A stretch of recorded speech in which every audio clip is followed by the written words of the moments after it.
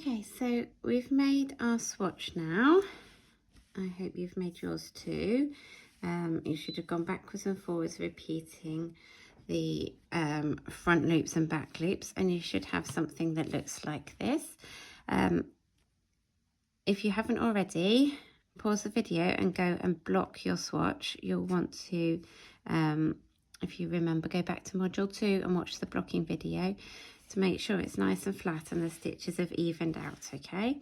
And then we're going to measure it. So get your tape measure. You're going to measure in centimetres. So 10 centimetres is 4 inches. My tape measure's a bit silly. 10 centimetres is where that line is. Okay, so I just do it in the 4 inches, but you do it in centimetres. So we're going to measure 2 ways. We're going to measure the number of stitches across, and we're going to measure the number of rows, okay? And we're going to count how many rows there are in 4 inches or 10 centimetres, and we're going to count how many stitches there are in 4 inches or 10 centimetres, okay? So what we are looking for in this pattern, the gauge or the tension for this pattern is 14 stitches and 8 rows equals a 10 centimetre square made over this stitch pattern. Okay, so that's what we want to try and match. So we're going to count ours now, right? Okay, so we're going to line the tape measure up, or the ruler if you've got a ruler, so that it's nice and level along the line, and we're going to count the stitches. So it's just going to get something to point with, but yeah, give me 1 second. I'm just going to grab a crochet hook so I can point with it, so that we can count. Okay, so we're going to start here. We've got 1 stitch, 2 stitch, 3, 4, 5, 6, 7, 8, 9, 10, 11, 12, 13 and 14. Okay, you see that?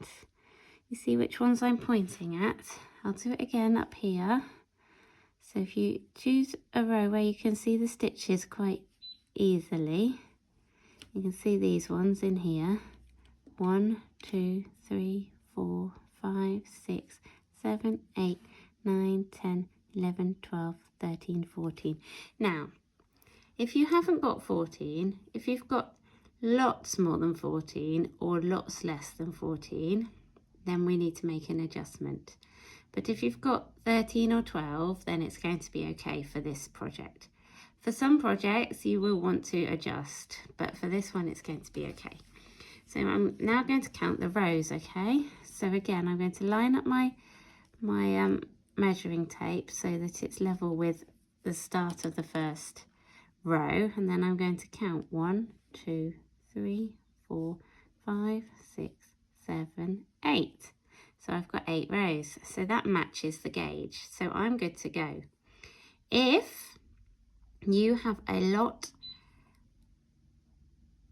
more stitches or rows, if it's a lot more, then you want to try to go down to a lower crochet hook, okay? So you've been using a 6mm, go down to a 5mm and make your swatch again and see if it makes a difference. And if you've got a lot more stitches or a lot more rows, then try to go to a bigger crochet hook. So if you're on a 6, you go up to a 7. Redo your swatch and see if it is now closer to the right numbers, okay? Now I know this is complicated, but if you want to start making things like clothes, you're going to definitely need to be able to do this, okay? So just take your time, count it really carefully. I know the stitches can be hard to see.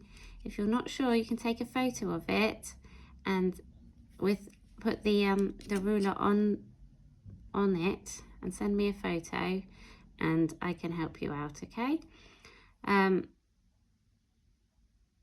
Yeah, I'm going to put all this in the text box as well so you can see the numbers that you need to be getting to and what to do if you need to try a different hook size, okay?